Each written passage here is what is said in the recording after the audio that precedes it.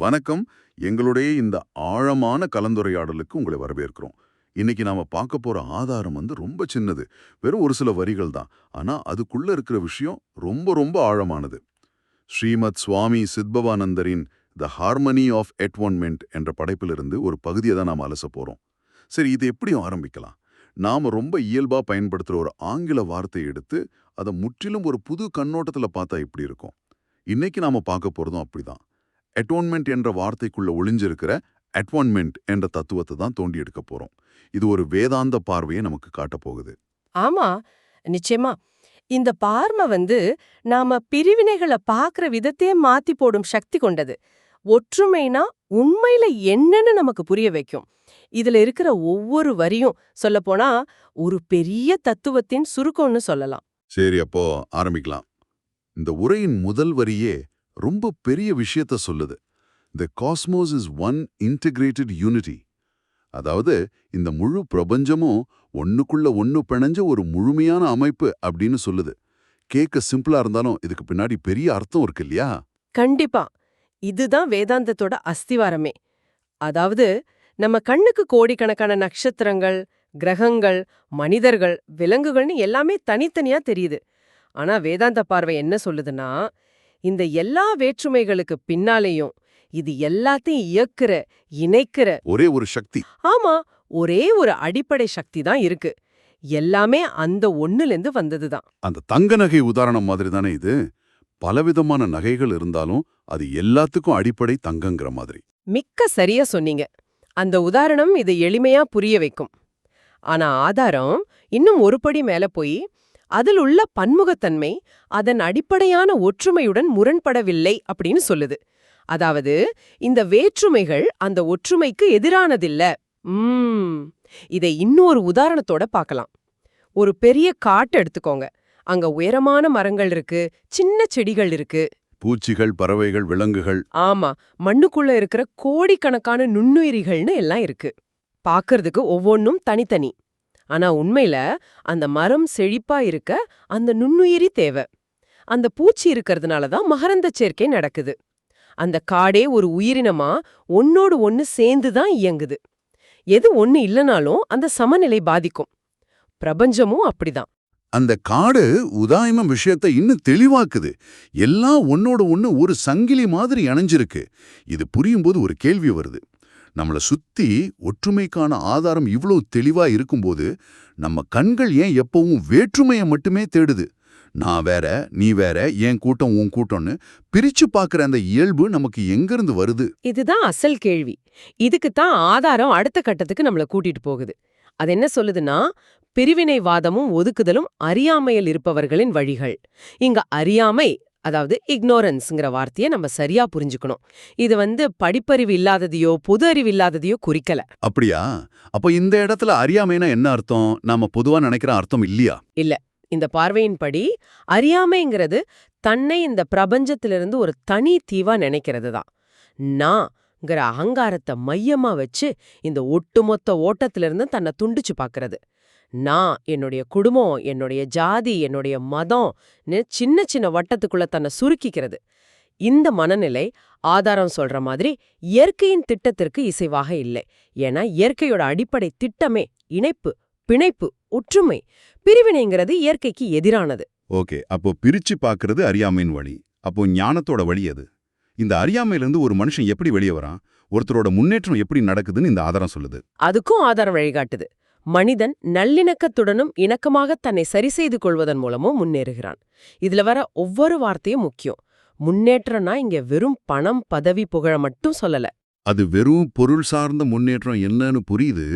அப்போ இது எந்த மாதிரியான முன்னேற்றத்தை பத்தி பேசுது? ஹார்மனைசிங், அட்ஜஸ்டிங், இதுக்கெல்லாம் நடைமுறை அர்த்தம் என்ன? இது ஒரு முழுமையான வளர்ச்சி, ஆன்மீக ரீதியான வளர்ச்சி. ஹார்மனைசிங்னா மத்தவங்களோடவும் இயற்கையோடவும் இசைந்து போறது. நான் மட்டும்தான் சரி, என் வழிதான் சரின்னு இல்லாம மத்தவங்களோட கருத்தையும் ஏத்துக்கிட்டு ஒரு இணக்கமான சூழலை உருவாக்குறது. அட்ஜஸ்டிங்னா தன் அகங்காரத்தை முன்னிறுத்தாம சூழ்நிலைக்கு ஏத்த மாதிரி வளைஞ்சு கொடுக்கறது. ஒரு ஆறு ஓடும்போது அது வழியில இருக்கிற பாறையை உடைக்க முயற்சி பண்றதில்ல. அதை சுத்தி வளைஞ்சு நெளிஞ்சு தன் பயணத்தை தொடருது.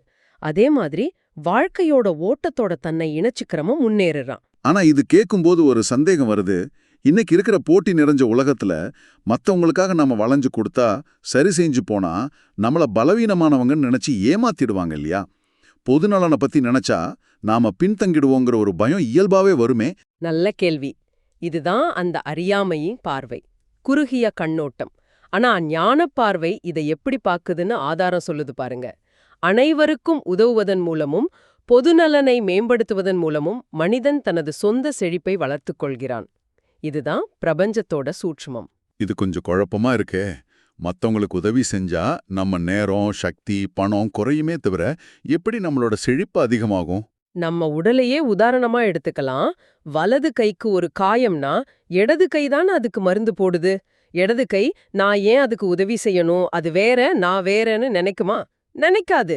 ஏன்னா வலது கைக்கு சரியானா அது மொத்த உடலுக்கும் நல்லதுன்னு அதுக்கு தெரியும். நாம எல்லாரும் இந்த பிரபஞ்சங்கிற உடலோட வெவ்வேறு உறுப்புகள் மாதிரி தான். நாம ஒருத்தருக்கு உதவி செய்யும்போது அந்த ஒட்டுமொத்த சமூக அமைப்புக்கும் சக்தி கொடுக்கறோம். அந்த அமைப்புல நாமளும் ஒரு அங்கங்கிறதால அந்த நன்மை சுத்தி வந்து நமக்கும் பலனை கொடுக்குது. இது ஒரு நேரடியான கணக்கில்ல, இது ஒரு பிரபஞ்ச விதி. ஒரு விதைய நட்டா அது மரமாகி ஆயிரக்கணக்கான கனிகளை கொடுக்கற மாதிரி. அப்போ ஏன் நலன் மத்தவங்க நலன்ல இருந்து பிரிக்க முடியாத ஒண்ணு, ஏன் வளர்ச்சி சமூகத்தோட வளர்ச்சியோட பின்னி பிணைஞ்சிருக்கு. மிகச்சரி. இதத்தான் ஆதாரம் அடுத்த வரியில அசமிலேஷன் லீட்ஸ் ஹிம் டு பிளெனிட்யூடுன்னு சொல்லுது. அசமிலேஷன்னா ஒன்று கலத்தல், தன்னோட இணைச்சுக்கிறது. நாம சாப்பிடுற சாப்பாடு எப்படி நம்ம உடலோட ஒன்று கலந்து நமக்கு சக்தியை கொடுக்குதோ, அதே மாதிரி நான்ங்கிற சின்ன வட்டத்தை விட்டு வெளியே வந்து மத்தவங்கள, இந்த உலகத்தை தன்னோட ஒரு பகுதியா பார்க்க ஆரம்பிக்கும்போது ஒரு மனிதன் பிளெனிட்யூட், அதாவது முழுமைய நிறைவை அடையிறான். தனிச்சு நிக்கிறதுல வெற்றிடம் இருக்கு, கலந்து நிக்கிறதுல தான் நிறைவு இருக்கு. பிரிவினை அறியாமைக்கு வழிவகுக்குது, ஒன்றிணைதல் முழுமைக்கு வழிவகுக்குது. இதுவரைக்கும் நாம பேசுனது எல்லாமே ஒரு தத்துவ பின்னணி. ஆனா இந்த உரையின் மையப்புள்ளியே அட்டோன்மெண்ட் என்ற வார்த்தைய அது கையாளும் விதம்தான். பொதுவாக பாவ மன்னிப்புன்னு அர்த்தம் கொள்ளப்படுற இந்த வார்த்தைய சுவாமி சித்பவானந்தர் உடைக்கிறாரு. நீங்களே யோசிச்சு பாருங்க. ATONEMENT, இதுல ஏதாவது வேறு வார்த்தை ஒழிஞ்சிருப்பதாக தெரியுதா? நிச்சயமா.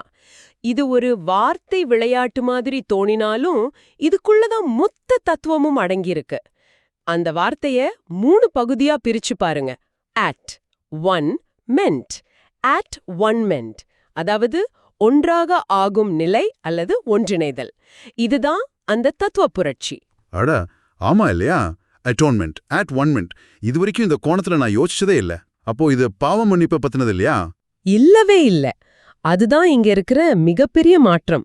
பொதுவா கிறிஸ்தவ மரபுல அட்டோன்மெண்ட்னா மனுஷன் செஞ்ச பாவத்துக்காக வருந்தி கடவுள்கிட்ட மன்னிப்பு கேட்டு பிரிஞ்சு போன உறவை சரி செய்யறதுன்னு அர்த்தம். அங்க பாவம் செஞ்ச மனிதன், மன்னிக்கிற கடவுள்னு ஒரு பிரிவு இருக்கு, ஒரு குற்ற உணர்ச்சி இருக்கு. ஆனா அட் ஒன்மெண்ட்ங்கிற பார்வையில பாவம், புண்ணியம், மன்னிப்புங்கிற பேச்சுக்கே இடமில்ல. இது என்ன சொல்லுதுன்னா, நீ ஏற்கனவே அந்த முழுமையோட ஒரு பகுதி தான். ஆனா நீ அறியாமையால உன்னை தனியாளா நினைச்சுக்கிட்டு இருக்க. அந்த மாயிலிருந்து விடுபட்டு நீயும் அந்த பிரபஞ்ச முழுமையும் ஒண்ணுதான உணர்றதுதான் அட் ஒன்மெண்ட். அப்போ இது மன்னிப்பு கேட்கிற செயல் இல்ல, உண்மைய உணர்ற ஒரு நிலை. பிரிஞ்சிருக்கோங்கிற எண்ணத்திலிருந்து நாம எப்பவுமே ஒன்னாதான் இருக்கோங்கிற புரிதலுக்கு வர்றது. துல்லியமா சொன்னீங்க.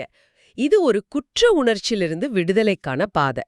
அதனாலதான் ஆதாரம் இதை ஞானிகளின் வழி அப்படின்னு சொல்லுது. ஏன்னா ஞானிங்கிறவங்க பிரிவினைகளை பாக்குறதில்ல. அவங்க எல்லாத்துக்குள்ளேயும் இருக்கிற அந்த அடிப்படை ஒற்றுமையை தான் பாக்குறாங்க. அதோட இந்த பாதை ஞானோதயத்திற்கு வழிவகுக்கிறதுன்னு சொல்லுது. ஞானோதயம்னா என்ன? எல்லாம் ஒன்றுங்கிற உண்மைய வெறும் அறிவா தெரிஞ்சுக்காம அத அனுபவமா உணர்றது தான். இந்த விளக்கம் அந்த வார்த்தைக்கே ஒரு புது சக்தியை கொடுக்குது. இதுவரை தத்துவார்த்தமா பேசிக்கிட்டு இருந்தோம். ஆனா இந்த உரையின் கடைசி வரி என ரொம்ப குழப்புச்சு, அதே சமயம் ஆச்சரியப்படுத்தவும் செஞ்சது. இது கணேஷ் பூஜை என்று அழைக்கப்படுகிறதுன்னு திடீர்னு முடியுது. பிரபஞ்ச ஒற்றுமை, அட் ஒன்மெண்ட்னு பேசிட்டு திடீர்னு ஒரு குறிப்பிட்ட கடவுள் வழிபாட்டை இது எப்படி இணைக்குது? பிரபஞ்ச தத்துவத்துக்கும் கணேஷ் பூஜைக்கும் என்ன சம்பந்தம்? இது எனக்கு சுத்தமா புரியல. நீங்க குழம்புறது இயல்புதான். இங்கதான் நம்ம வார்த்தைக்கு பின்னாடி இருக்கிற குறியீட்ட பார்க்கணும். கணேஷ் பூஜைய ஒரு குறிப்பிட்ட மதச்சடங்கா மட்டும் சுருக்கி பார்க்க கூடாது. இந்து மரபுல விநாயகர் அல்லது கணேசர் விக்னஹர்த்தான்னு அழைக்கப்படுறார். அதாவது தடைகளை நீக்குபவர். சரி, அப்போ இங்க நாம நீக்க வேண்டிய தடை எது? நாம இந்த பிரபஞ்சத்தோட ஒன்றிணைவதற்கு அட்ஒன்மெண்ட் நிலையை அடைவதற்கு ஏற்றும் வெளிய தடையா இருக்கிறது எது?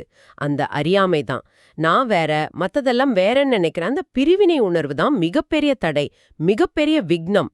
ஆக கணேஷ் பூஜைங்கிறது நம்ம மனசுல இருக்கிற அந்த பிரிவினைங்கிற தடைய, அந்த அகங்காரங்கிற சுவரை உடைச்சு நம்மள நாம இந்த பிரபஞ்சத்தோட இணைச்சுக்கிற ஒரு குறியீட்டு செயல்தான். இது ஒரு மதச்சடங்கை தாண்டி ஒரு உலகளாவிய ஆன்மீக கருத்தா இந்த ஆதாரம் முன்வைக்குது. இப்பதான் முழுமையா புரியுது. தடைகளை நீக்கி ஒன்றிணைதலே உண்மையான பூஜை. இது ரொம்ப ஆழமான பார்வை. சரி, நாம இந்த கலந்துரையாடலோட இறுதிக்கு வந்துட்டோம். சுருக்கமா சொன்னா, அட்யூன்மெண்ட் அப்படிங்கிற ஒரு வார்த்தைய அட்ஒன்மெண்ட்னு மாத்தி பார்க்கறதன் மூலமா குற்ற உணர்வு, மன்னிப்புங்கிற நிலையிலிருந்து நம்மள உயர்த்தி ஒற்றுமை, ஒருங்கிணைப்புங்கிற ஒரு பெரிய புரிதலுக்கு இந்த ஆதாரம் கூட்டிட்டு போகுது. ஆமா, இந்த ஆதாரத்தின்படி உண்மையான ஞானம்ங்கிறது எல்லாத்துக்கும் அடிப்படையில் இருக்கிற ஒற்றுமையை உணர்ந்து அதுக்கு இசைவா வாழ்றது தான். நாம பார்க்கற ஒவ்வொரு மனுஷன்லயும் ஒவ்வொரு உயிரினத்திலையும் அந்த ஒற்றுமையின் வெளிப்பாட்டை தேட ஆரம்பிச்சா நம்ம அணுகுமுறையே மாறிடும். போட்டி, பொறாம, கோபம்லாம் குறைஞ்சி அன்பு, கருணை, சேவை மனப்பான்மை தானா வளரும். சுருக்கமா சொன்னா, பிரிவினைங்கிறது ஒரு தோற்றப்பிழை, ஒற்றுமைங்கிறது தான் நிஜம். அந்த நிஜத்தோட சேர்ந்து வாழ்றது தான் ஞானம். ஒற்றுமையே நிஜம். இது மனசுல பதிய வைக்க வேண்டிய ஒரு வரி. சரி, இந்த கலந்துரையாடலை முடிக்கிறதுக்கு முன்னாடி உங்களுக்காக ஒரு சின்ன சிந்தனை. அட்ஒன்மெண்ட்னா எல்லாத்துக்கூடயும் ஒன்றிணைஞ்சு இருக்கிறதுன்னு பார்த்தோம்.